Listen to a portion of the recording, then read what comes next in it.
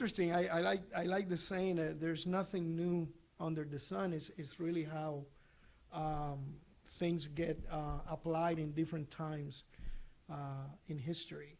And I think one thing that is totally different, as I mentioned before, is this convergence of so many new technologies and advancements that are happening at the same time.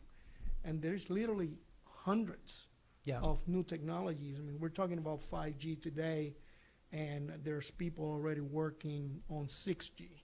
We're talking about 3D printing, and it hasn't yet taken over, and there's already organizations working on 4D printing. So it is that nature of the exponential change, that I find truly amazing.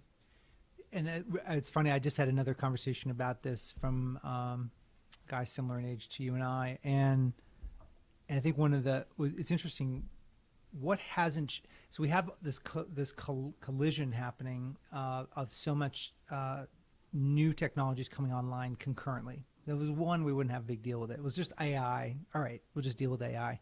But when you stack AI and you stack changes with autonomous cars, and you layer in changes with printing and exponential health and medicine and space travel, and I mean, you add it all together, it creates quite a maelstrom.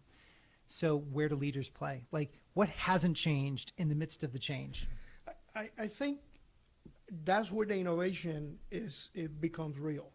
I think a lot of people are afraid of the rate of change, but I believe leaders today must welcome that, because that's where true innovation is going to take place. Some of these technologies, as you just mentioned, AI and others, by themselves, they will cause change.